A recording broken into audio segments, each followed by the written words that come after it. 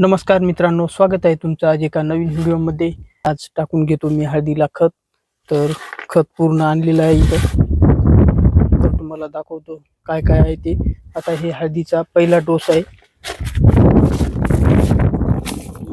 DAP घेतलेला आहे 1 bag, निंबोळी powder 1 bag, zinc आणि बोरॉन युक्त सिंगल सुपर फॉस्फेट दाणेदार आहे 1 बॅग, हल्दी स्पेशल हे एक नवीन आहे, फर्टेराची आहे 1 बॅग, हे पोटॅश आहे पहा अर्धी बॅग, हे फोडून आणलेलं आहे अर्धी बॅग, आणि युरिया पण अर्धी बॅग आहे, हे युरिया आहे. तर मित्रांनो, मी आता पूर्ण पोते आता या फारीवर उमतो आणि खोऱ्यानं खालीवर करून नंतर टाकायला चालू करतो. सगळ्यात अगोदर टाकतो बीर.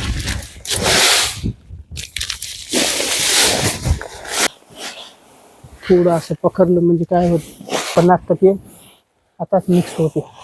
दुसऱ्या याच्यावर पोटा असं टाकायचं, फर मारून घ्यायचं आहे. दाणेदार टाकायचं 2 नंबरला.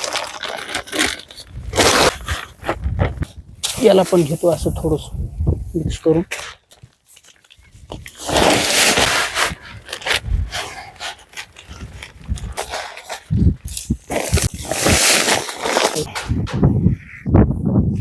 चार किलोची पॅकिंग आहे हे असं पद्धतशीर.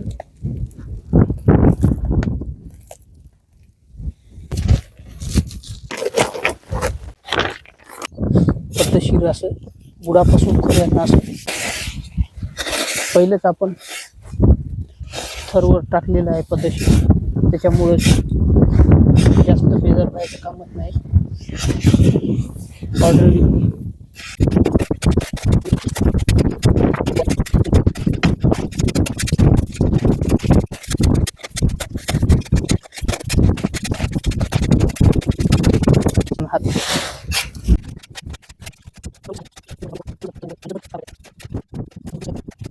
तर मित्रांनो, खत आता पूर्ण 1 नंबरचं मिक्स झालेलं आहे. आणि आता याचं पूर्ण खताचं वजन किती आहे ते आपल्याला त्या बॅगवर पाहून कॅल्क्युलेट करायचं आहे. तर हे पूर्ण खत झालेलं आहे 240 किलो. तर आपल्याला आता 240 किलो खत टाकायचं आहे 33 सरीला. तर एका सरीला आपल्याला 7.25 किलो खत टाकावं लागेल. तर पूर्ण खत आपलं संपते आणि सगळ्या सरीला पद्धतशीर प्रमाण पण होते.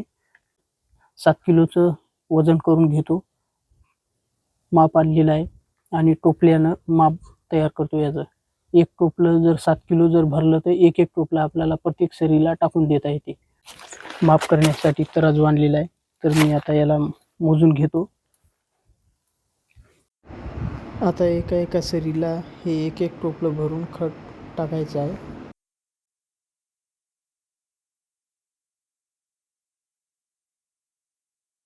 करतो मी खत टाकायला चालू. असं 2 तासाच्या मधामधून वरून टाकून द्यायची रांगोळ.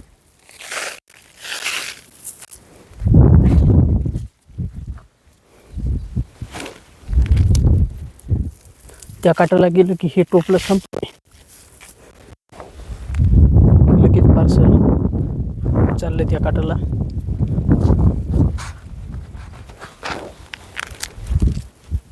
पुढं वाकू टाक.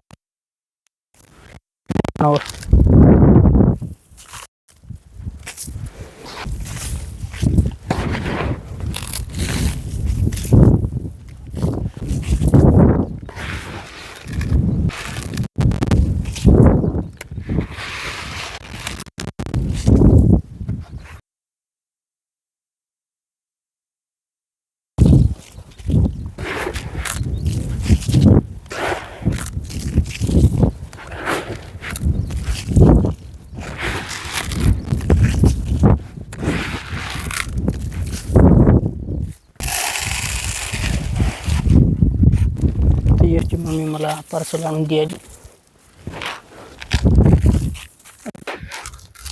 आता बोरचं पाणी यायचे नव्हतं, मग आता पाऊसच नाही.